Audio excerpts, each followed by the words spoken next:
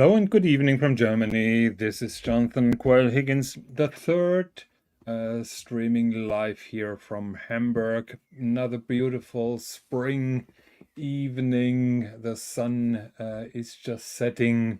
It's warm outside, and I thought that I'm talking a little bit about watches with you guys. Today there was a no. Let's go back to the previous show. Just a short catch up. As you may remember, we've been talking about the Leica watches L1, L2, or ZM1, ZM2, and the Z11. I just looked at some of the pictures on the web page, and I wanted to share them with you. Here in this particular image, you can see the stepped batons here. So a lot of efforts going into producing those. That is not cheap, and that is really high effort together with those 3D forged hands as well. Those are not cheap stamped out hands. You can also see here the indicator for the positioning or for the mode that the watch is in, and also the day and night indicator of the GMT watch. What else did I want to show you here? The movement finishing I showed you already. Yeah, I had one or two remarks on the previous shows, on the previous show that I wanted to address to.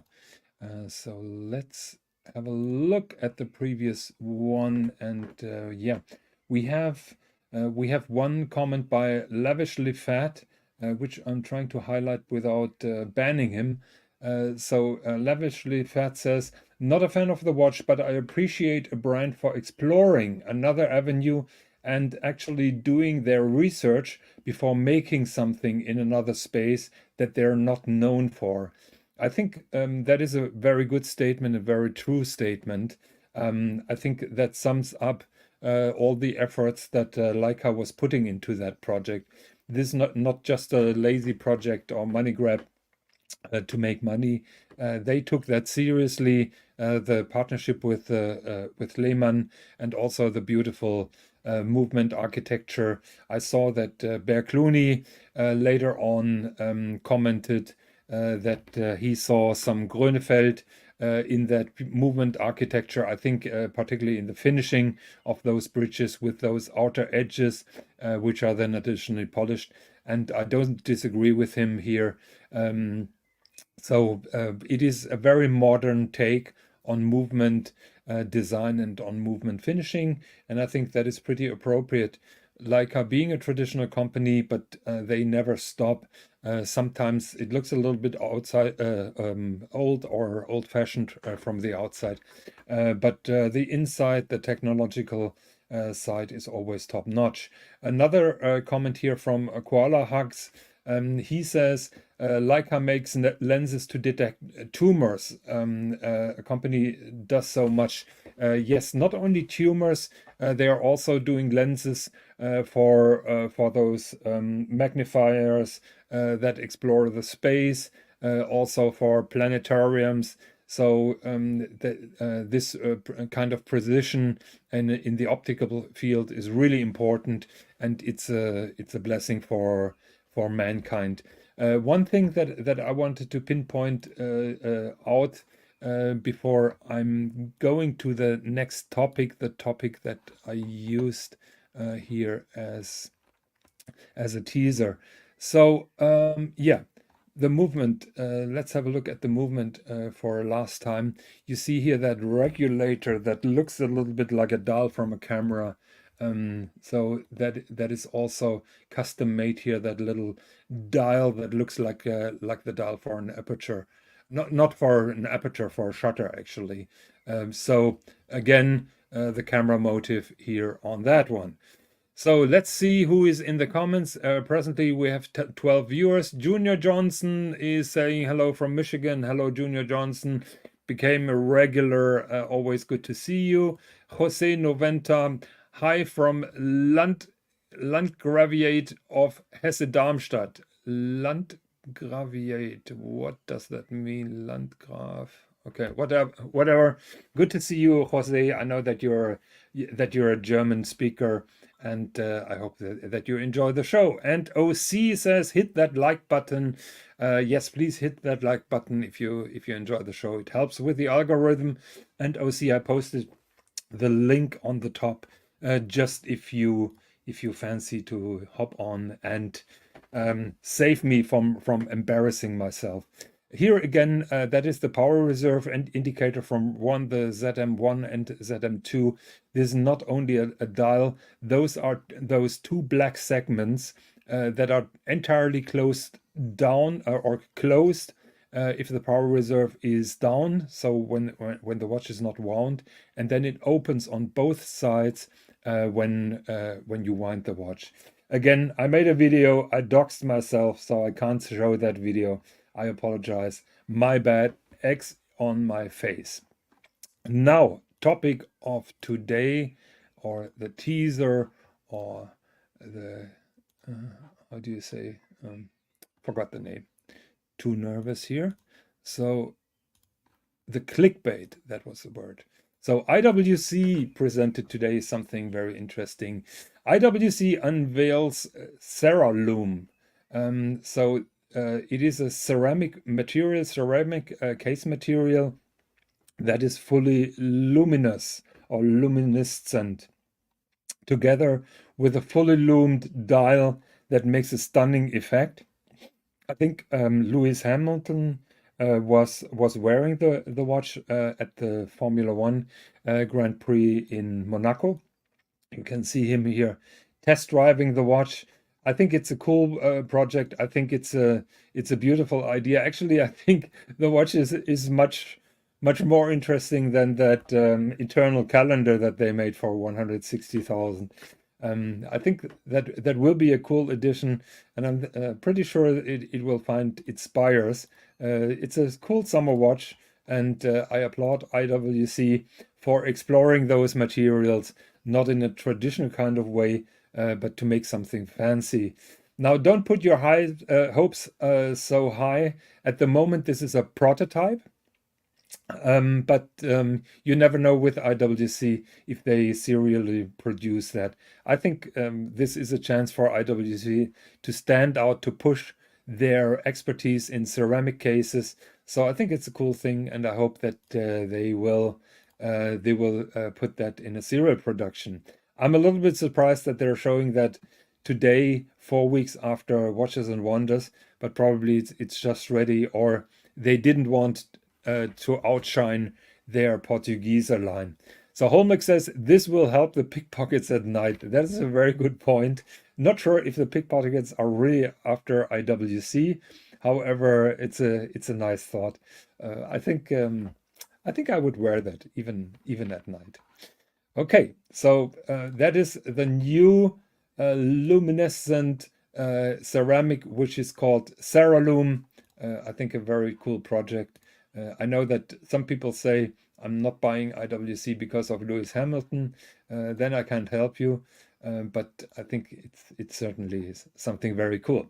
Now, talking about cases, maybe you remember my long tangent about Lux, and I'm on the record of saying that I'm a Lux guy. Lux are something that are super important to me. Lux are something that are super important to me. That is the first thing that I see on a watch, that I check on a particular watch, and so I have developed quite a fetish for that. I will go, of course, I'm talking about my own watches, OC, I know. I will go back to the Celestial Voyager in a second. But when Tanzil Patel Philippe was looking or was considering buying a world time from Patek Philippe, I told him he should go for the 5231. That is actually the previous model. That is not the latest model. The latest model is the one with the date. I will go into that in a minute. I told him this watch is worth alone buying because of those cool lugs. Those stepped lugs, separate lugs, which are not stamped out together with the case, those are welded on lugs, and I find them absolutely gorgeous. I think those are the best lugs in the business, including my Celestial Voyager, by the way. I find it super cool, and that is also a reminiscence to the old Patek, the OG of World Timers 2523. I know the serial number now from the top of my head, and I will show you the 2523 in a minute when I agreed with cookies. Where is the picture? Where is the picture? Oh, Collector Square. Square. I hate this web page because they're only showing bad pictures. Okay, let's try Christie's. Okay, here the pictures are better. Let's have a look. Present. Share screen. Patek Philippe, an exceptional, unique and highly important 18 karat pink gold two crown world time wristwatch with a 24-hour indicator and a blue enamel dial. That is the OG. That is the 2523. Look at those gorgeous lugs and tell me that they're not beautiful. Absolutely fascinating. That is perfection in my opinion. Unfortunately, that watch is super expensive. Let's see how it went for. That was the estimate. Now I have to log in to check the price. No, here, Hong Kong dollars 70 million. I think that is around 7 million US dollars, if I know that correctly. So that is the 2523 with the beautiful blue enamel dial. Other watches have a cloisonné dial. No matter which dial it is, they're absolutely fantastic. Okay, so I was just trying to explain why I'm a fan of those lugs that are in the 5230 and also the 5231, of course, with the cloisonné dial. So in my opinion, that watch is worth alone because of the lugs. Crappy Luxury is saying, greetings to the high IQ people who watch this channel. Thank you very much. And all the low effort friends who are watching it, hello as well. Talking of low effort friends, the gangster is here. 5205 has the best lugs in his opinion. Now let's pull that up. Patek 5205, he said, correct? Yeah, 5205. Let's have a look. Yeah, those are the code 1159 lugs. Oh, 1 second. Trying to find a nice image of them. So, Gangster Gary, your wish is my command.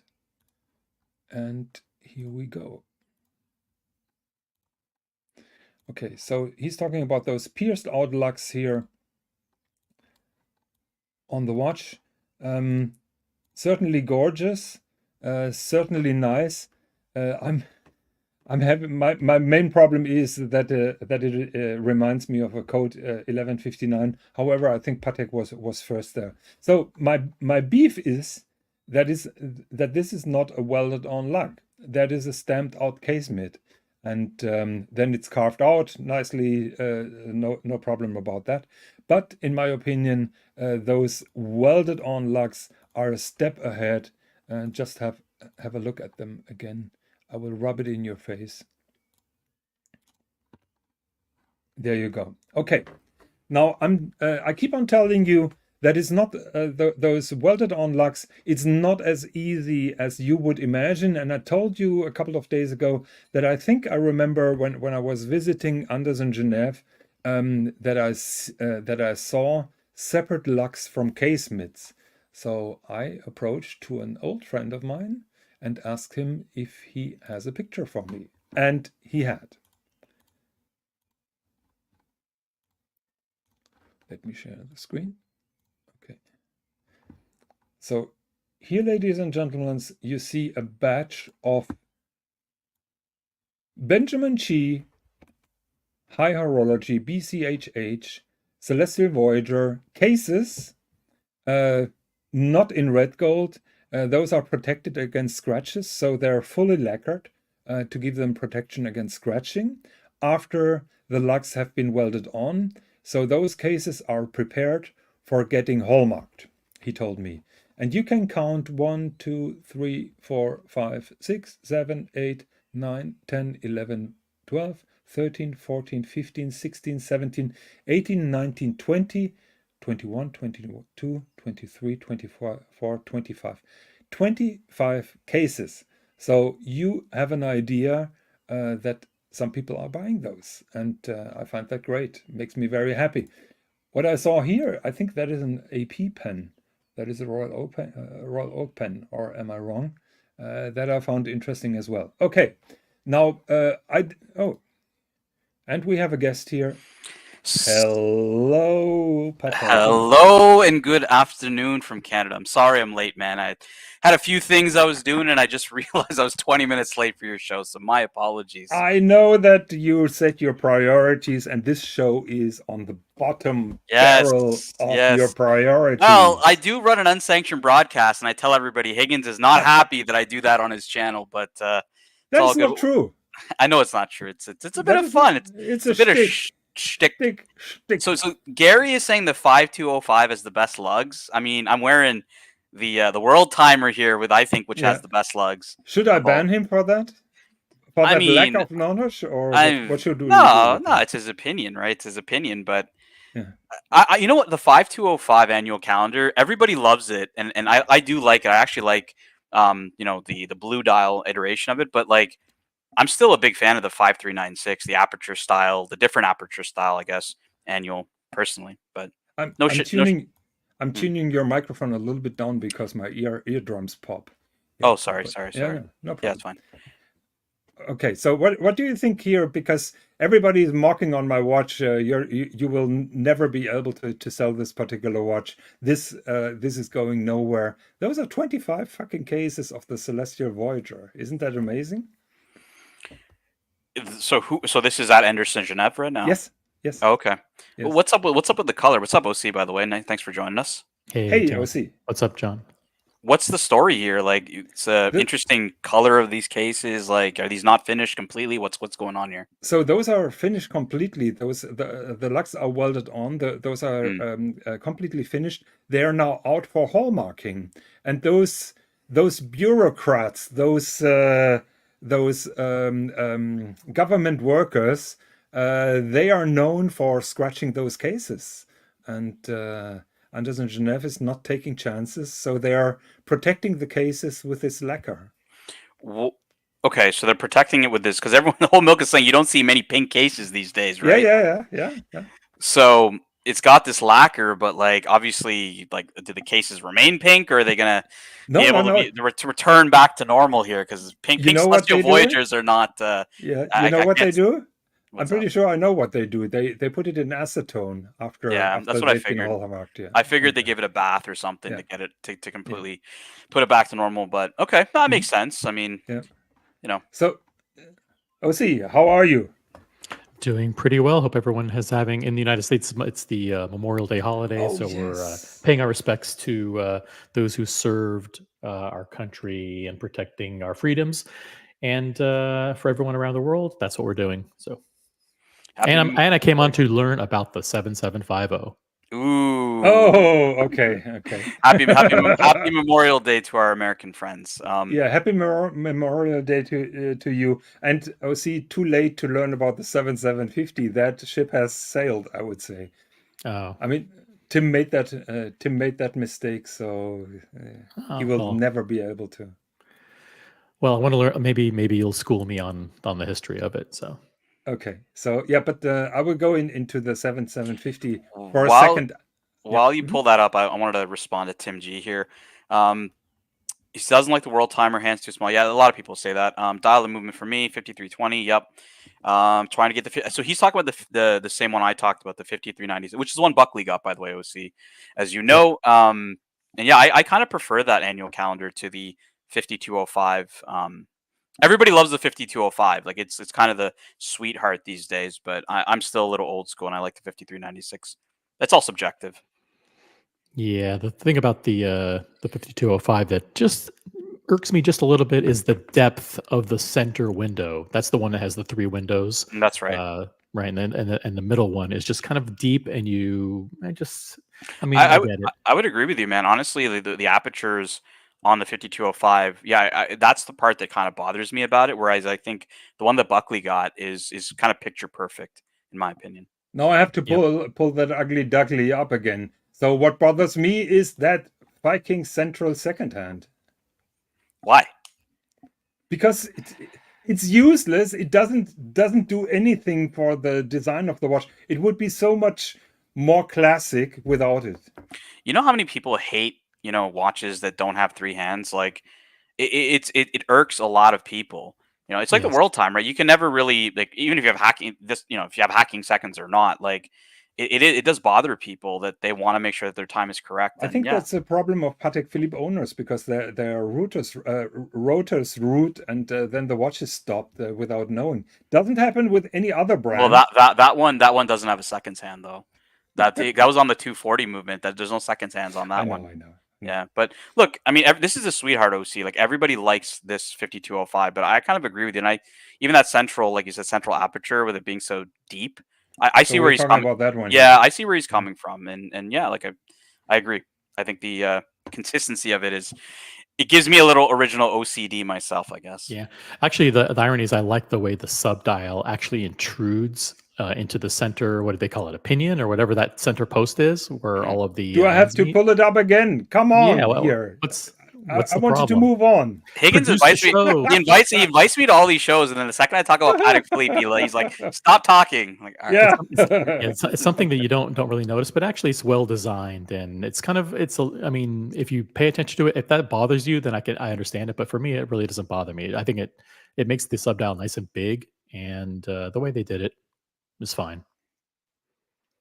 Yeah, it's Yeah. it's a good watch. It's just it's different. It's subjective, right? Like Archie likes the 5146, which is the transition of the original 5035, which has which has subdial variants basically of doing. It's similar to like the perpetual calendar. It's all subjective. Like I like aperture style, like Tim G pointed out. My perpetual is aperture style, whereas Jonathan, your perpetual is subdial variant. Like Yes. you have the big date obviously at the top, but then the rest of the perpetual calendar is in like little sub dials. Like it must be, yes. Like the OG AP 5116. This is an interesting one because in the pictures it looks thick, Tim G, but I don't think this watch is really that thick. It's probably under was probably under 10 millimeters, I would say. Yeah. It's not super thick. I mean, I'm a little bit surprised that OC is mellow today. I mean, on a normal day, he would criticize that subdial with the 24-hour display. Yeah, I know, but For- it looks fine. What's interesting to me is also the fact that the date window, the date of the day of the month, is framed in a gold surround, but the other two aren't, and it's obvious why they're not because they're too close to the indices. And let me tell you, it's an ugly frame. Come on, it could be a little bit nicer with a little bit of beveling or anything. I agree with that actually. I think that you guys are spot on. And look, when you're paying this much money for a watch, right? Like it's got to be perfect to you, I would say. And yeah, like this kind of stuff would bother me. Yeah. Okay. Did we shit enough on this particular watch? Can we move on now? I don't want to pull it up again. I'm serious here. So I'm a little bit pissed off that we're having this watch for so long. That's okay. I don't know. I didn't even know what the topic was. I just Higgins was like, if you look at the concave nature of the bezel, it's really fascinating too. It's something that you don't see a lot on watches. Is it concave or convex? You're trolling me now. Okay. But actually, I agree with you, and I don't get it why no one else has copied that. First of all, it's very functional because you're not scratching your convex bezel. So it doesn't catch a lot of scratches. And secondly, I think it looks super cool. I will give you that. All right, finally, I think we're done. can we move Move on? on. from Bring this up idea whatever thing? shitter you want to bring up. Go ahead. What's also interesting is if you look at, for example, the March, the month window, see. it's not a square window. It actually is see. it's Next time you- trapezoidal. Next time So- you go back to that, I'm gonna time you out. Look, the original OCD, by the way, was my troll. I know. So don't let Higgins okay. don't let Higgins steal the name. I came up with that. Yes, if you look at the day of the week and the month of the year windows, they're actually trapezoidal. They're not square. And the text is actually follows that design as well. See, it's kind of like smaller on the bottom and bigger on top. Yeah, Weird, huh? it's weird and not really pleasing, I would say. No. Okay, And OC. it's not at the same angle as the index next to it. So you don't have parallel lines. You actually have line. It creates a you know what I'm talking about there. They're not parallel lines. So the line to the left of the M, that gold part of the dial, is just a straight line, and then you have the window, which is at a different angle. It's just Yeah, but I mean Right. that's enough, honestly, OC, to design wise to turn people off from this. Like it's very well loved, but there's a lot of folks that like me and you are picking at it like this, and it was just something. It was a piece that came out that I just, for some reason, I couldn't get behind it, and I don't know why. Yeah, Crappy is saying squeeze is too much shit on the dial. I'm stunned. Okay. Yeah, and honestly, from the thing is, Crappy, is like Paddock's whole idea of this is actually legibility. Like, this is supposed to be a really and it is, like, it's easy to read, but when you sacrifice good design for legibility, sometimes you miss the point. Okay, you guys tell me when I can move on. Move on. Absolutely. OC, is that okay for you? Yeah. Okay. One other thing that I knew it. Okay. OC, go. No, that's it. I'm just kidding. Okay, good. Okay, so yeah, I prepared now. Here comes now the picture that I really wanted. I was just teasing you with the others because there was filler talk. So Alex also sent me a picture of Lux for the Celestial Voyager. The eagle lugs. I like these. The eagle wing lugs, not the pixely ears, the eagle wing lugs. And if you check carefully here, that inner side, that is the nose that I've been talking about. That is a protruding nose piece, and it has an equivalent in the caseband, in the mid case. So those lugs are not only welded on like I assumed for decades. Actually, it has this stabilizer, that rectangular nose that really makes it very tough and strong. I see nobody's impressed but me. I love the lugs on the watch, right? I think that for me on the BCHH Celestial is really what makes the watch. It's similar to the World Time that I have, right? Like, the lugs are really what makes that special. So yeah, no, this is my favorite part of the watch. Yeah, I'm on the record that I fell in love with the watch because of the lugs. So that was the first time that attracted me on that, and that is why I bought it. Okay. So that is what I wanted to show you, that case constructions with the additional welded on lugs. I'm pretty sure Patek Philippe uses a similar system. I think so. I'm really amazed because I thought those are lugs that they're simply welding on. No, how wrong have I been? Oh, how the mighty have fallen. It's a good, it's just a really good design though, like that they did on this watch with the lugs. Like, it could have been a lot worse. It could have been just a, typical Calatrava case, or like a boring design, right? Like, they actually went with something really interesting. Totally. OC, any comments? Did you zone out? No, I'm waiting for a full review on the lugs report. The lugs report. You know what's funny, OC? He wants to avoid any conversation with me about his world timer because Vimal and I, being proud folks of Indian descent, pointed out to him that Bombay on his world timer is not really a time zone that should be there, because Bombay is on a half-hour time zone, not an hour time zone. Yeah, we heard that story over and over. No, I haven't heard again. the resolution of this story. There's no. You're withholding. You're withholding from us. There is no resolution. I just Mm. told Ben, and he said, "I don't give a fuck." So I don't give Is, a Bom- fuck. is, is Bombay an actual city, or isn't that like Beijing? Isn't like What do you mean? I don't know. You mean the name of the city? Like Yeah, as the name is. in Mumbai? Yeah, is it? Yeah, irrespective of the name, right? Like the city he's talking about, whether it's Bombay or Mumbai, on Jonathan's watch is in a hour time zone from the previous So it's zone. inaccurate. Right? It's inaccurate, but like all of them are inaccurate. It's not just his watch; all of them are. And I pointed that to him when Vimal pointed it out to us in the chat.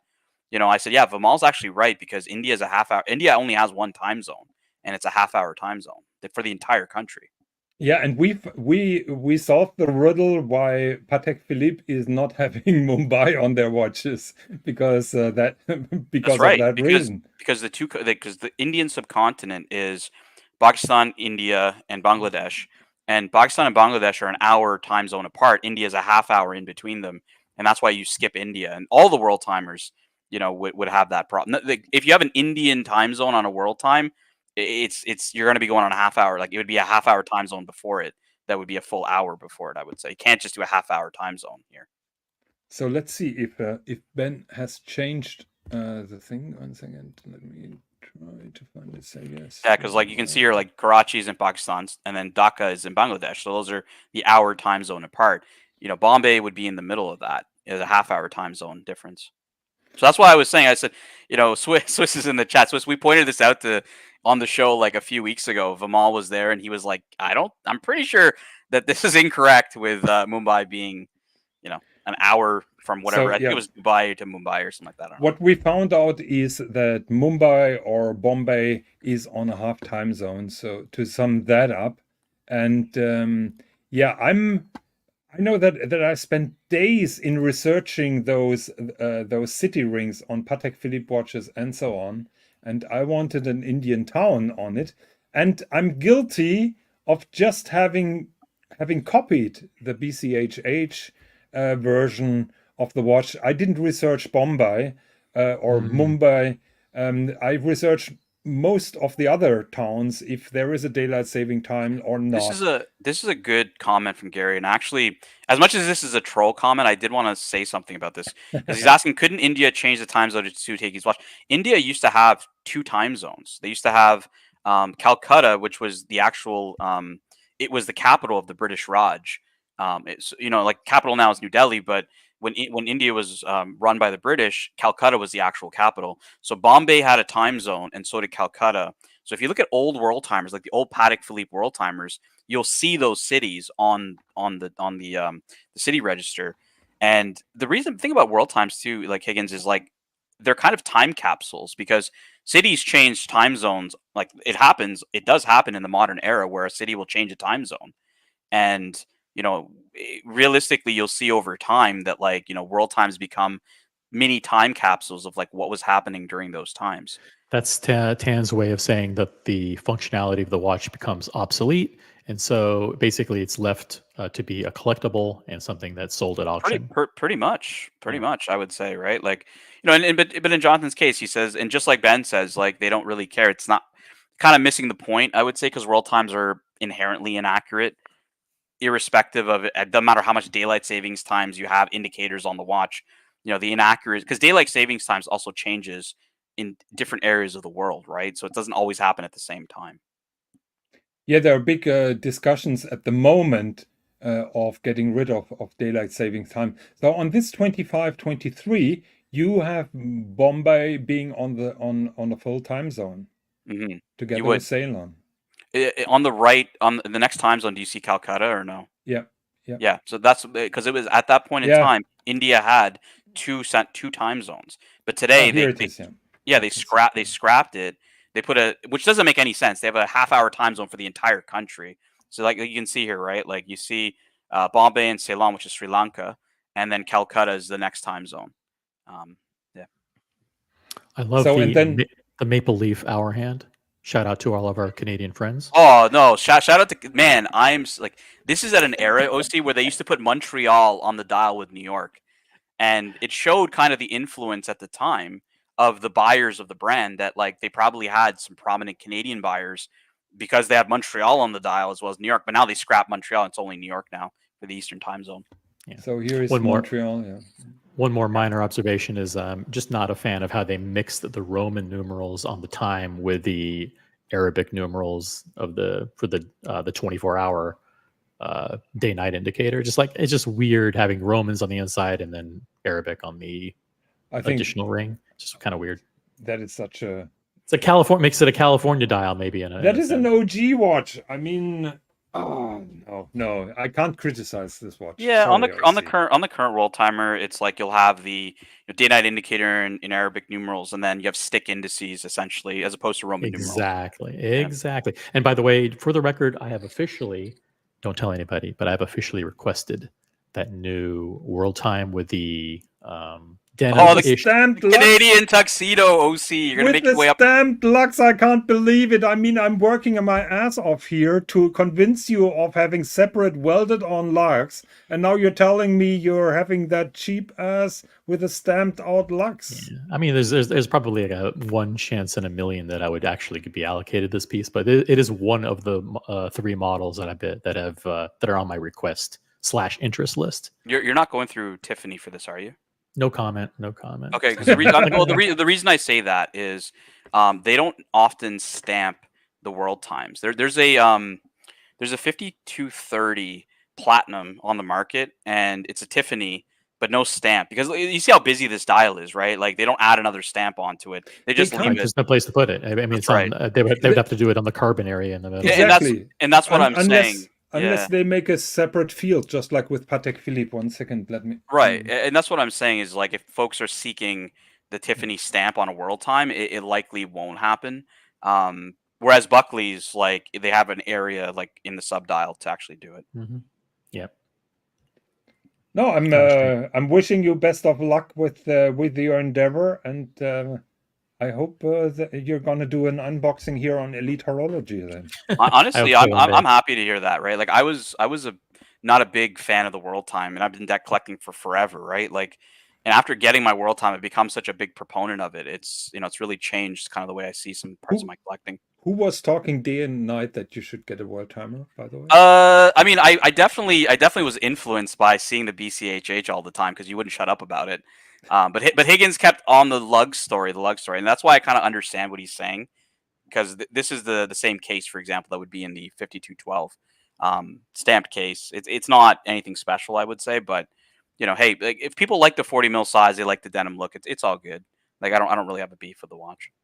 So would you wear this watch on the Canadian tuxedo strap, or will you flip it immediately and put some? I wouldn't flip it. Obviously, if I requested it, I mean, I want it. Do I love this strap as the normal strap? No, I'd probably put it on something. I probably have one option that's more sporty, sportier than this, but just different style, and another that's more dressy. I could see myself putting this on white alligator. Yeah, I was kind of thinking the same thing. Like, I would change the strap personally. It's interesting because Kelselwitz is talking about using this strap on his 5212, which would probably make it a little bit cool, I would say. But on this one, it's too. It's the jean jacket with the jeans, man. It's definitely Canadian tuxedo. And the thing is, you say this is the same case molding as the 5212, but of course this is a precious metal, and that's right. The other one is steel. So I think that makes a big difference. I understand that the steel models tend to be more collectible because they're fewer production, smaller production. But and those are the steel models tend to go for more at auction relative to their purchase price. Yeah. But when you're getting a dress watch from me, I just think like maybe it has to be precious metal. Honestly, OC, like I'm wearing the 5212, it's very light on the wrist, which is good. It's a good work watch. You're not worried about. I don't want light. I want. But that's what I was getting. That's what I was getting at, right? Is I've actually come to appreciate the heft of precious if you're wearing steel for so long, right? Like it feels good when you put precious metal on the wrist. So I've become a big proponent of going precious metal because of that. So Swiss says, "Best of luck to you, OC." Thank you. Appreciate the pun. And hello, Swiss. Good to see you here on the panel. I'm waiting eagerly for the cloisonné version of this particular watch. Yeah, I would assume because if you think of the last cloisonne version, they kept the same hands from the 5130. Because if you think about it, they're not going to have hands that are going to hide the cloisonne dial. Mm. So they have that open Yeah. hour hand. I think they may continue with that, or they may, you know, I just think that it would use this same shape, but like it'll use potentially the hands from previous gen. Yeah, could be, and that is my main beef with the World Timers with that. But that's the point, right? Is that they want to not hide the dial. Yeah, sure. That's why they do it, right? So yeah, the pointer date hand is a piece of art of itself. I think Patek has a patent for putting lacquer on it, and also they have a patent for applying then a metal tube in the center because it has to be fixed on a pinion. So is it sapphire? It's a sapphire that's lacquered. I think they're talking about glass. They're not mentioning sapphire, but glass. Yeah, that's all I heard was glass. Yeah. Okay, got it.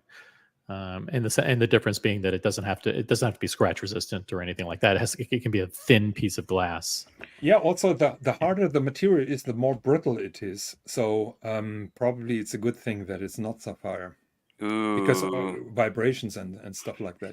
George is coming out with some heavy hitters here, OC. Why not just get the 5326? Which yeah, is that's the annual. Go ahead. Platinum. Yeah, it's the platinum with the inline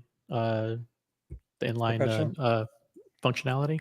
No, he's talking about the annual calendar travel time. It's the one with the what Swiss calls the skateboard dial, not the 5226, the complicated one. Pull it up so I can take a look. I always get my Patek reference numbers mixed up. Here, I'll pull it up here. I'll pull it up if you want. I can do it. I can do it for you, Higgins, if you want. I think that is an insult, George. With all respect, that is a gorgeous World Timer, and how dare you recommending this skateboard tape? I do like the hobnail case. Reminds me of the spiked wristbands that I used to wear in the 80s.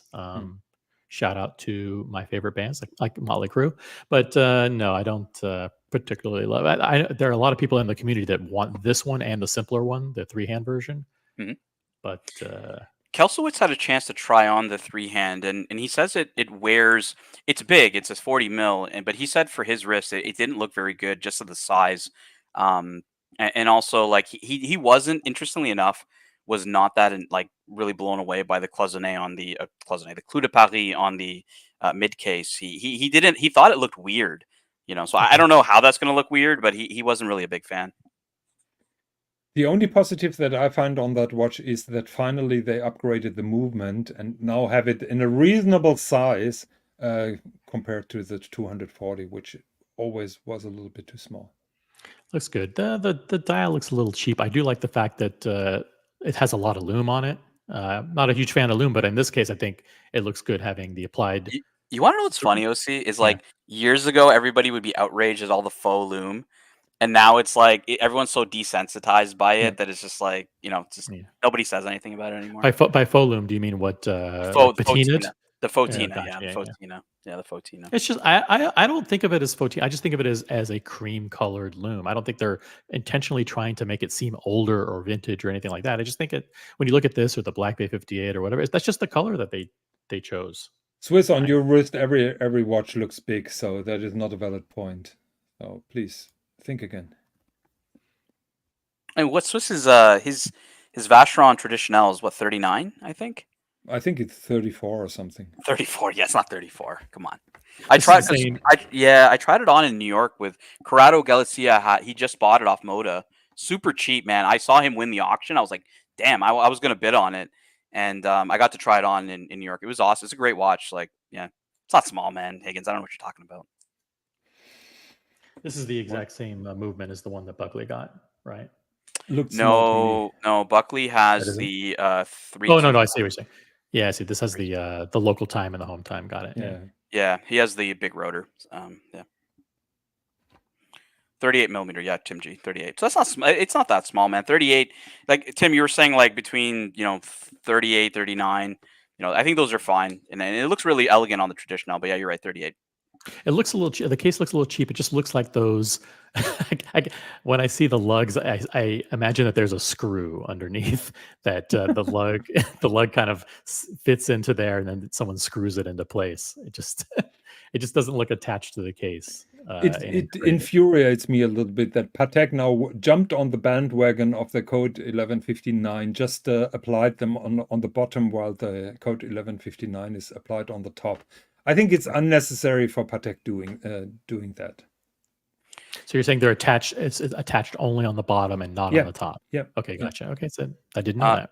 For you, George, from a design perspective, the 5226, this whole asphalt, bitumen, whatever you call it, skateboard dial, this whole design was actually, I think Thierry Stern did this in conjunction with his family, like children or, whoever I think he's trying to groom into taking over the business. It was actually, he actually asked his family around making a more contemporary Calatrava dress watch, and I think this is what they came out with. Why should Patek wearers suffer for those family interns? It's because if you think about it, the last watch that Thierry Stern really, I would say, designed for the Calatrava range is this watch. It's the 5227. So I think it was like in 2013 he came out with this design, and it's like not, in the modern day, if you're thinking about contemporary collectors, people that are trying to move from Rolex, forcing them to buy something like this just really, it hasn't made a lot of sense to people.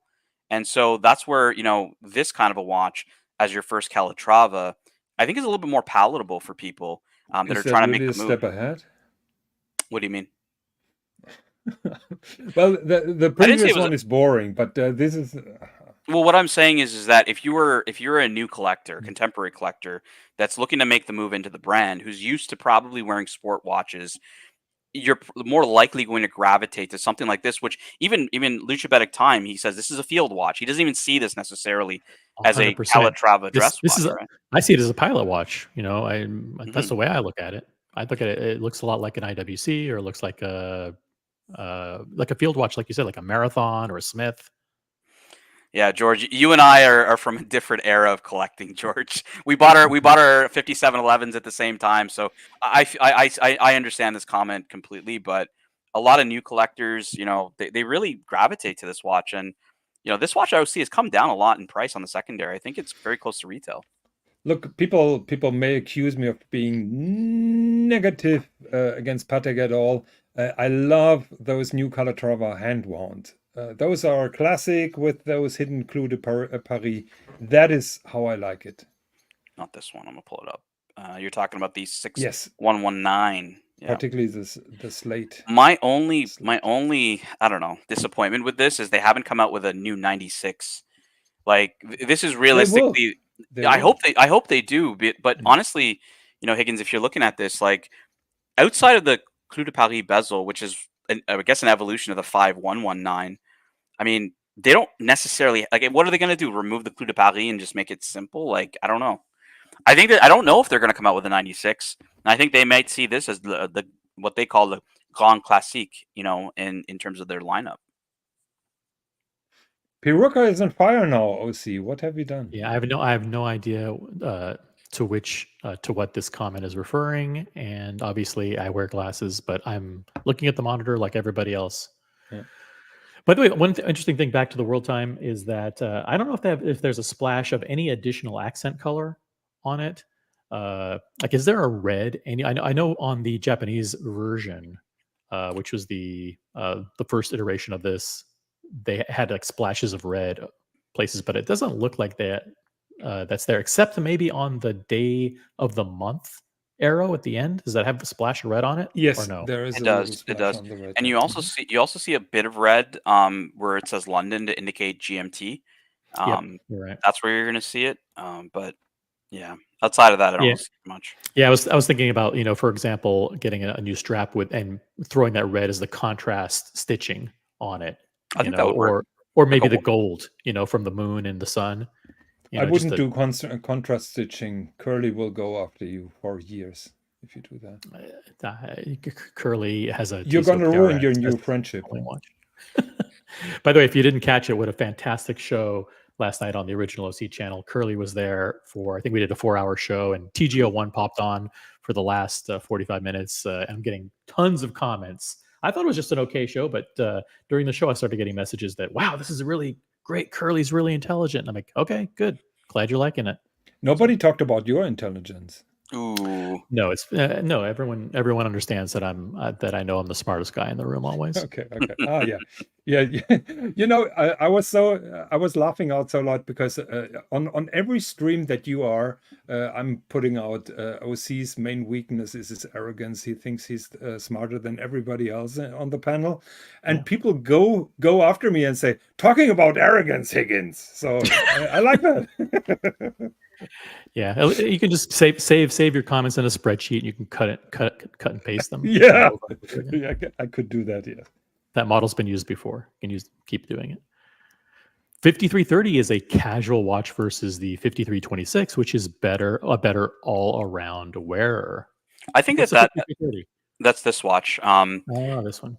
What I think is why that makes sense though. See, if you think about kind of the day and age we live in, if this is meant to be your travel watch, right? Like, you probably want something that's going to be like not a formal dress watch on a alligator strap. Like Higgins is always telling me, change your strap on your world time, and it's one of the only watches I wear on the Gator. But yeah, I could see this. I would rather it to be a little bit more casual, I would say. Okay, so you want it more casual. I got it. Okay. I think so. I think they did it the right way to keep it casual. Yeah, but that black strap is so boring. And Jonathan, I think, educated me that this isn't actually denim at all. It isn't even textured cloth. This is a leather that has been like treated to look like a cloth or a denim. Right. That's right. It is. Jean Rousseau does a really nice, like, kind of denim Gator. I don't know, Jonathan, if Russell has one of those. Because remember his one that's like burgundy or whatever. I think it's a similar style to that, but I forget. But there's a really nice Jean Rousseau blue denim like strap that I was thinking of putting on the perpetual calendar, but yeah, not sure. By the way, I just wanted to let you know that I dropped the link to this show in one of my WhatsApp groups, and we went from 17 people to 29 overnight within a few minutes. So, and one of the people from that group is Jorn Identity. I won't reveal his real name, but he is a massive Epijourn collector, as well as Romain Gauthier and a bunch of other independent brands. It's cool to have him here in the chat. Jorn Identity. I try to defend the Logical One Romain Gauthier watch because Higgins has a Fusée and chain, Richard Lange tourbillon, and he always tries to poke fun at Romain Gauthier about the fact that there's no Fusée with the chain on the Logical One, but. It's not poke fun; it's just fact. I know, but Higgins likes to. I don't know, a bit of elitism here, Jorn Identity. Oh, the arrogance! Argument again. We are called the Elite Horology Channel. We only talk elite watches here. So, welcome to the Jorn Identity and everybody that has joined us that hasn't seen the show before. Yeah, do a search on Instagram for the Jorn Identity. You will be extremely entertained by his daily stories. And by the way, he's a huge fan of James Bond, Jonathan. As you probably know. I think I found a new buddy here. Yeah, okay. I mean, as a matter of fact, he posts every single day a nudge to watch a different James movie from the franchise. So he's very, very huge independent watch guy, and author, and entrepreneur, and Bond enthusiast. Does he do live streams? No, he does not. Good. Okay. Higgins, you can only trick OC and I to come on the panel with you, man. You're not tricking anybody else. Not even Swiss. I mean, we all know that he's after many years, Swiss has got wise to your tricks, and he's decided to chill in the chat, and he's welcome to hang out with us. Yeah, and go after OC, which is actually a nice touch. It's good to hear from Swiss. It's good to see Swiss. We love Swiss. Yeah. So OC, you posted a link, a StreamYard link here for the panel. Okay, OC, if you want to post a link to your show, please. Nah, people know how to find it. Okay. The damage is already done. Curly already did 4 hours, man. It's in the past. It's over. I think he was a little bit out of his comfort zone because he wasn't. Why? He wasn't 100% in control of the show, which he likes to be. There's nothing wrong with that. Kind of like Higgins, control freak. And number two, he likes to run the show autonomously. Like, he can carry a 6 or 7 hour show all by himself and be able to control the content and pull up the comments and basically control the narrative of everything that happens.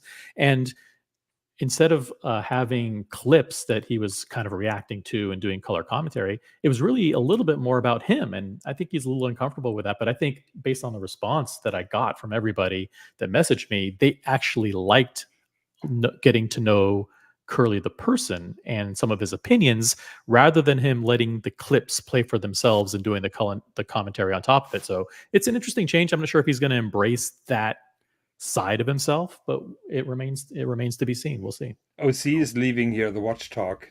Okay, sorry. Finding another pillow. So we have to go back to the topics, which is the 7750, talking about elite horology. So there is a magnificent article on Monochrome celebrating the 7750, and I wanted to go a little bit back in the history and how this happened with the 7750. And actually, before the the company actually was not starting as Valjoux. It was called Raymond. They were located in the Vallée du Joux, and later on they changed the name of the company to Valjoux. Now I'm saving you with all the boring history. What I wanted to show you is how the automatic chronograph movement was developed, and the first one that was on the market was here. The Seiko. Oh, this is my favorite movement, man. 6139. This is vertical clutch, column wheel. This is the El Primero, by the way, guys. Don't let Zenith tell you otherwise. This was the 6139 was the first automatic chronograph ever. I had an early March 1969 model. That's before Basel. That's when Basel was happening, and I already had that in market, through Seiko. So this is one of my favorites. Yeah, what makes it so great? What makes it so great is the first automatic. This is the first automatic chronograph. So when you hear about the Zenith El Primero, that came out around the same time as this one. And there's this whole debate of which one came out first. But this is actually using a vertical clutch column wheel movement. Yeah. And by first automatic chronograph, you also mean integrated, right? Like instead of having a module. It's the first ever that that was using an automatic, it was not manual wind, basically. Modules came later or simultaneously, because there was a development here by Heuer and others, Breitling and also Buren, which was basically a module chronograph. Because believe it or not, that was an automatic chronograph. And the reason why that is automatic, I'm going to show you in a second. That is actually a module chronograph, because the chronograph module, was developed particularly for this movement by Dubois Desprats. And I have an explosion. Here you can see the explosion drawing of the particular movement. So you have a normal automatic movement with a micro rotor. And then Dubois Desprats developed this chronograph module, and that was the first chronograph module that they developed. So all other modules before were manual, but that was then developed for this movement. Unfortunately, covered the rotor. So at the end of the day, at the end of the race, 1969, we had 3 automatic chronographs. People mostly ignored the Seiko chronograph. Because it was in Japan, and I would agree with this with Swiss, right? Is the first chrono with a 10th second precision, right? Not necessarily the first auto chrono. I would agree with them, but it is a big debate about what was the first auto chrono. And like I said, I actually owned one from March 1969, and it was a very early what they call a TAD dial of the Seiko speed timer that has a 6139 in it, and really cool watch. I'm really sad that I sold it, and honestly, I tried to chase it down after I sold it, and I couldn't get it. It went to Germany, and it just lost track of it after that. Too bad. The Germans are hoarding everything. Oh man, I had a new old stock bracelet. I had a really, really good example, and it's pretty shit that I got rid of it. So the year is now 1969, and those 3 movements came on the market: El Primero, the Seiko, and that we call it now TAG or Heuer 11. They were on the market in 1969. The watch fair or trade was still in the quartz crisis, so not a big success. And one of the main reasons that everybody saw. Quartz didn't one of the Seiko Astrons, Quartz Astron came out in 69. 1969. Yeah. Okay. It's the start of the Quartz crisis. Okay, you're right. Main reason was that somebody thought that it would be a good idea to develop a cheaper movement. That was the goal of the Valjoux 7750, and a young man called Edmond Capt. 1 second. Where is he? Caliber. Now I'm getting confused with all my tabs, and I think I closed the tab of monochrome. See, this is what happens when JQH fact checker shows up and fact checks Higgins, who, by the way, was one of OC's favorite trolls of 2023. Was the JQH fact checker? Really? Was he? Oh yeah. Yeah, that was early in 2023, and he retired. I'm not sure where he went. He's right here. He's right here. Oh, he's there. He's right here. I've been fact checking Higgins since day one. Yeah. That was Tanzil. It was me. I had to throw Mookie. Mookie was trying to figure out from the typing who it was. So I purposely typed, like I would type like an American. I wouldn't use the OUs like Canadians do. I purposely typed differently to like get Mookie off the scent, and also Higgins, who was trying to figure out who it was. I'm still perplexed that Jonathan doesn't know how to move back and forth between tabs in. I have no idea. I tried it so you have multiple. You have multiple tabs open, right? So right now you're on this. You're on this article, right? So click over to a different tab, and you should see buttons at the top that says "Show this tab instead" or "Show this tab in StreamYard." And you click that button, and it automatically switches to that tab rather than you having to close it, represent. What do you mean no? It doesn't give me the option. I'm sorry. I can't do that. I hover over a new tab, and it just says how much of my RAM it's using. I have not the option to hover to a new tab. What are you talking about? In the browser, you click over to a different tab. Yeah, I clicked now to a different tab, but nothing changes. I know, but there should be two buttons at the top. Tan, am I crazy? No, okay. That's pretty easy. Wait. I always use tabs. See, you did it. Yeah. Got it. Oh, fantastic. I learned something. Yeah, 3 years later. That is cool. 3 years later after running a live stream, you finally figure out how to use StreamYard. See, all is forgiven. Thank you very much for that. Now I know it. Okay. You finally graduated live streaming. Now I'm on fire. You're an official YouTuber now. Okay, so Valjoux hired a young engineer called Edmond Capt. That is his guy. He's certainly not 22. And he actually took a big computer at the Valjoux company and 3 other engineers, and they developed this beautiful movement, or this efficient movement, right from scratch with the help of a computer. And the main goal was to have a total reliable movement, but it should be cheaper than the other 2 Swiss movement that you had. El Primero, which was a fancy, beautifully made movement, and the Heuer-Buren was just too complicated with a chronograph module and with a micro rotor. So they started from scratch. They finished in 1974, so it took them 2 years around to finish this movement. And the first ones, the initial version, Tanzil, did you know that? The initial version had plastic parts inside. Oh, I didn't know that, no. 1 second. And oops. Okay. Obviously, I understand why we're doing a 7750 show because of the Porsche design connection, but... Oh, yeah, no. I'm not No. You're inherently biased. You're inherently biased. I'm telling you right here. No. I think it's a significant development because of course it is. Probably without it, there will be no revival of Breitling, for example. Mm-hmm. And I think probably IWC wouldn't have a renaissance because of their Da Vinci chronograph. So I think it's a relevant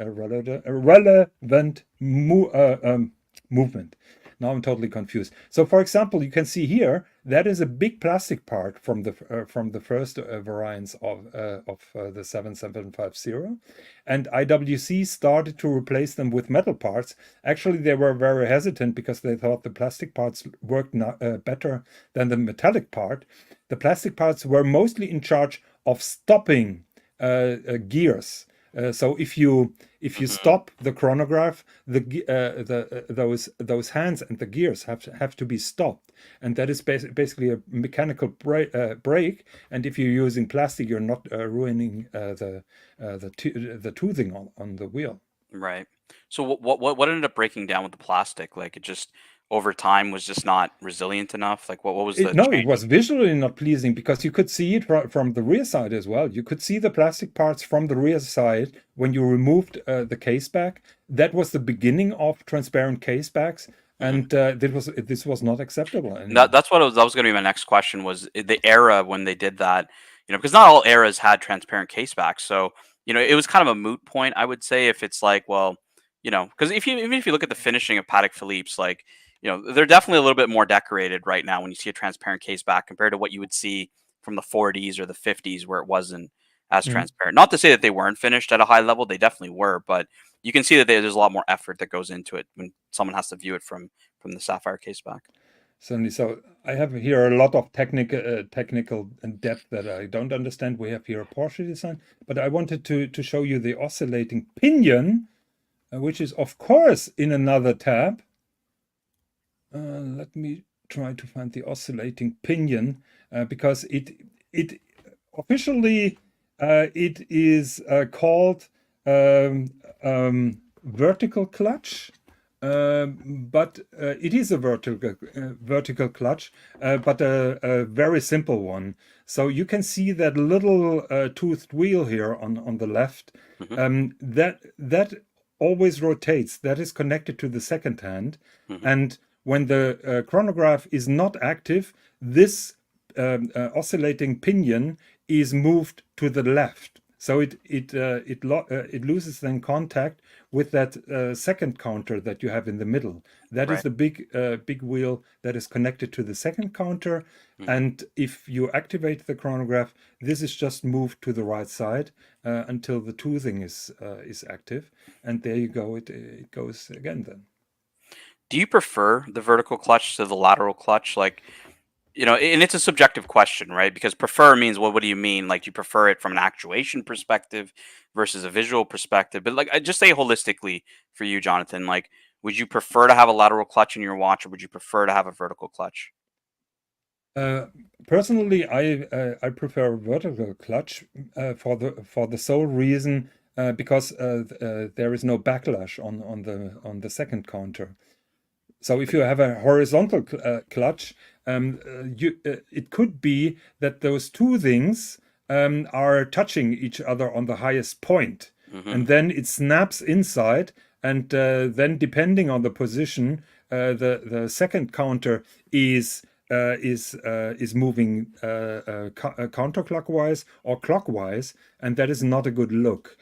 So not a good look at all. Not a good look at all. And OC, I whatever opportunity I have to hop on the Elite Horology channel, I have an opportunity to take a dig at A. Lange and Son, and I would say that like they claim that they have the greatest chronograph of all time, the Datograph, which is not a vertical clutch but a lateral clutch chronograph. So Mr. Higgins, would you prefer vertical clutch in the Datograph?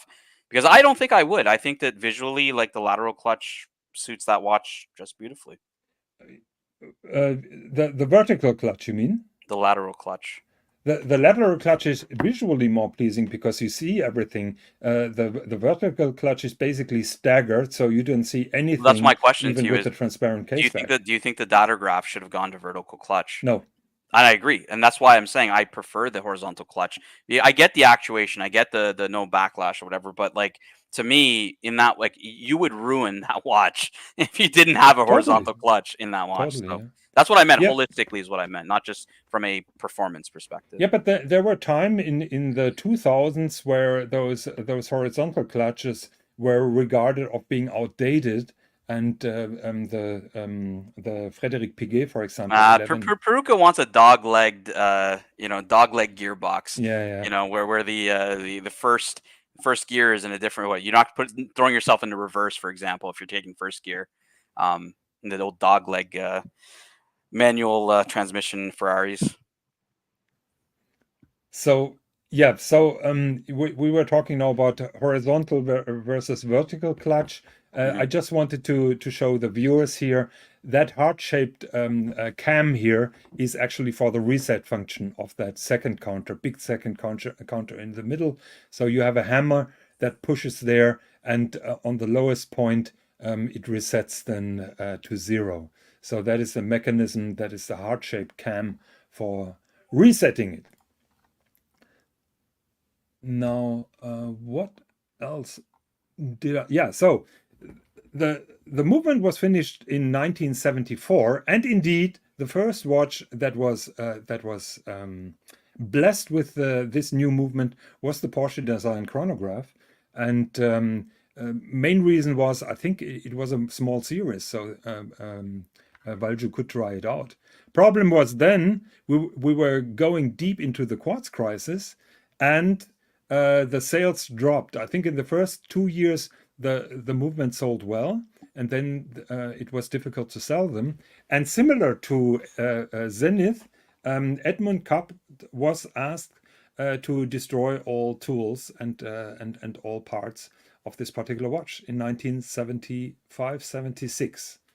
And like his colleague at Zenith, he didn't follow those orders. He put those parts away, and then into the 1980s, when Breitling was trying to make automatic chronographs, then Valjoux could supply, and that brought back the Valjoux 7750 to former glory. So that is the story of the 7750, and I would say to make it efficient was actually widening the path to so many small companies, giving them the ability to use this Ebosch for many years after the quartz crisis and come back with mechanical watches. What are the top 2 or 3 iconic models that used the 7750 that became absolute icons? 10. We got the Navitimer. It's one of them. I'm not going to say the Porsche design because fuck that watch. I would say hate that. Hate that thing. The Da Vinci Navitimer, like any IWC, like IWC. The Tudor Tiger chronograph also, right? Oh no, come on! Nobody cares about that. No? I would say the Navitimer is one of the most iconic. Right. I would agree with the Navitimer. I would also mention Chronoswiss, because Chronoswiss brought the 7750. Chronoswiss made those regulator dials, and very popular, and they brought the 7750 to new heights, and coincidentally they're also mentioned here in that article. They have beautiful skeletonized, here you see there. Yeah, Hoyer's another one. Tim G's got it as well. Yeah, I'd agree. Yep. Hoyer? Misspelled Hoyer. As an owner of Tag Heuer, he should really know how to. Yeah, there he corrected himself. Yeah. Here you have Chronoswiss with those regulator dials. Oh, regulator dials, man, bane of my existence these days. Even your watch, Higgins. I don't know. I can never love a regulator dial for some reason. I'm making an entire show about regulator dials on the Escapement show in 2 weeks. Yeah, I would say that yours is one of the only few that I can tolerate. A lot of them just the Raoul Pagesh one is decent. You know, it's just simpler to read, I guess. Yeah. So what made the 7750 so cost efficient was the control here with that lever. Which is actually in 3 parts versus the traditional construction with a column wheel. So that made it far more efficient and cheaper to make, but also very reliable. My main beef is to start the chronograph with that lever is really painful. It is not very clicky, I would say. Now, one of the main criticism was that you have that 3-part lever, and Valjoux corrected that thing then later because they also introduced this movement with a column wheel. Let me try to find it here. You can see but that is La Joux-Perret already. But Valjoux also introduced this particular movement with a column wheel, IWC modified it with a column wheel. I think that they were the first one, and then Valjoux moved to them. So a lot of effort, a lot of optimizing this movement, which is still very popular now. That Valjoux officially discontinued supplying other people, but instead Valjoux, the watch companies are now using either Sellita, that is the 5000, which is almost one-to-one clone, or La Joux Perret with the mentioned column wheel. So those are now the workhorses outside of the Swatch Group. And you can also have here high-end finishing Christian van der Klaaf with a beautiful decoration here of the 7750 base movement. I just wanted to go a little bit into the history of that, illustrate the struggles, why that was developed, and also the timeline. It came later, but it was more efficient, cheaper, and I think more successful than all the other ones. And is the 7750 open source movement in the sense that the patent is run out and anybody can produce it, or is it under license by one particular brand or group? That is a very good question, OC. And I don't have a reply on that. Okay. I hope that one day I will be able to ask someone to read the article yourself and figure it out. And no, I think I'm not sure if this story ever has been written. So I remember in the 1980s. When I was at Basel, there was a big discussion among all the users of ETA movements, because ETA announced that they will not further supply other watch companies with their ETA movements, and that included Valjoux. And there was a big outcry, and I know that basically all other Swiss manufacturers complained about ETA using their monopoly situation and basically drowning half of their competition. And then there was an agreement made that ETA had to continue supplying them, but step by step those supplies got lower and lower. So the result of that was the development of in-house movements from many companies, but also then those clones came up. And I think part of that agreement, that anti-monopoly trials that were fought over years, is that ETA had to allow those copycats to be brought on the market. And I would love to talk with somebody from Sellita about this topic. I'm pretty sure there is a lot of information that we don't know at the moment officially that will come up. But my suspicion is it was part of the deal to allow ETA to stop supplying the others, that they allow clones. Yeah, and I mean this isn't uncommon, right, in the Swiss industry on certain things. Like I think even on the I think in the rotor for Rolex for a while had a patent on the rotor for winding their watches. And when that patent ran out, central rotor, yeah. When that patent ran out, everybody went to that model, right? Like this isn't unusual in that sense. I don't know if it was just ETA was doing that and they got caught in antitrust by refusing to allow others to use their design after patents run out. But like with the Rolex example, like when the second it ran out, everybody started doing it. Yeah, but I think the more interesting story is about Patek Philippe. I think they pushed wasn't it that they pushed the 240 because the patent was not ran out from Rolex? Wasn't there something? I don't know specifically on the 240. I think there was another patent thing with them on their perpetual calendar, and that because for I think it was like 30 or 40 years, there was not another serially produced perpetual calendar after Patek had come out with theirs, their 1526. So I don't know if that was also a patent issue or if it was just a technology difference and the other brands either weren't pursuing it or didn't have the know-how to do it, I guess. I don't know what it was, but yeah, I mean, for 30 years, Patek was the only one who did a perpetual calendar. But I don't know. That is, and I'm just using my new skills. OC, did you see that? Yeah, you have. Yeah, it's amazing. You don't have to stop the screen. Yeah. Oh, yeah. It only took 2 years. I mean, I blame Swiss because Swiss taught me everything that I had to know about streaming, and He's he didn't sabotaged you. explain that to me. Yeah. I think he wanted me to look badly. Well, that's the goal. That's the goal of every show. Well, he didn't need your help for that. So Tim G says, as Homework says, Habring redoes them. Yeah, Habring works wonders 7750, and he modified it for IWC the first time for the Dratrapond. Swiss, I blame myself. I love it. Boys, I gotta run. I gotta finish up my day here. But Yeah. I will see you guys next time. Thank you for having me. Thank you for hopping on OC. Really cool to see everybody in the chat, and I'll see you guys next time. Thanks for your help, Patel. You have a great day. The rest of the Have day. a good one, Tan. Yeah. See ya. Okay. So we are to. Where do we go from here? I have exhausted my topics.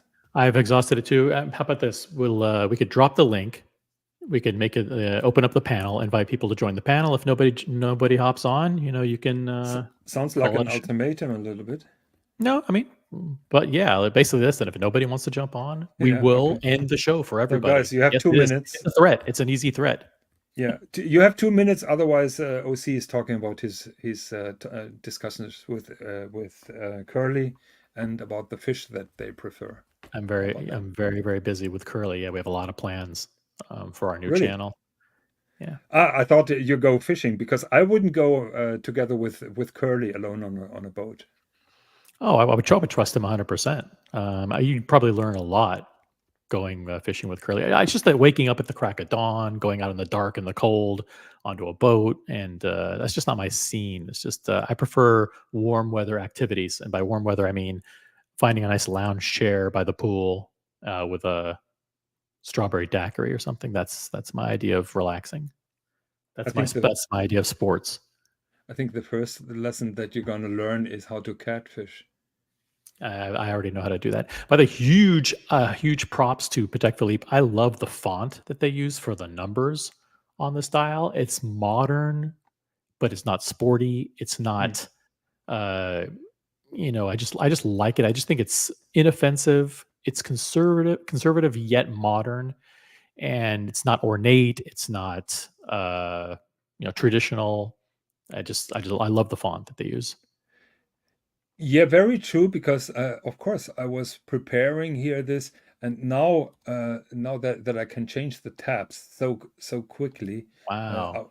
I wanted to go to the 5130, where the fonts, in my opinion, is not really optimal. It's not that bad. By the way, I love that ice blue. Is that something that they made on the 5230 or just only on the 5130? 5130. Oh, beautiful. 5230, they have the platinum, but that is a different guilloche. Yeah, what do they call what's the name of this pattern? Is this I would call that also a guillochage, but it's not flanqué, because flanqué is with waves. That doesn't have really waves. So sunray guillochage, I would call it. But beautiful. My main beef is here with the hand, with the observatory hand. Observatory or loop magnifier hand. Not a big fan. And I'm also not a fan of those crown guards. I find crown guards on a Patek Calatrava ridiculous. Really hate them. Yeah, unnecessary. It adds some weight to the watch if it's in precious metal, which is a benefit. Make the case a little bit bigger, thicker than you have your weight. But here, that is, in my opinion, almost perfect. Could be a little bit more detailed in the Cloisonné. Yeah, see, I don't like the font here at all. Okay. But I think it's the same font like in the 50. No, not at all. Isn't it? No. You're the expert here. I would say it's the same. I don't think so. Look how quick I can change. Wow, this is a newfound power. Yeah. Super power. Your ability to educate, inform, and entertain has just increased exponentially. It's amazing, OC. I mean, this is a total new experience of streaming. See, we didn't drop the link though. That's the problem. Is we said jump on the show. The link is pinned, but people are lazy. I did, Oh, it is. of Oh, okay, you course. did do it. Okay, cool. Yeah, yeah. That's it. So that's it. Nobody wants to I jump think on. that's it. That's it. OC. That's it. Thank That's you very it. much for helping me out. It was an absolute pleasure to Yeah. talk to you. Maybe people want to jump on the after show. Maybe. Are you joining me on the after show? Or Sure, are you I'll stay alone? on for 10 minutes if nobody jumps on. Okay, sounds good. So But let's if people wrap jump this on, I'll stay baby for up. longer. Yeah. That's it. So thank you very much for watching. Thank you very much for the comments. Hope to see you all next time. And please join us at the after show. The link is pinned. Peace out.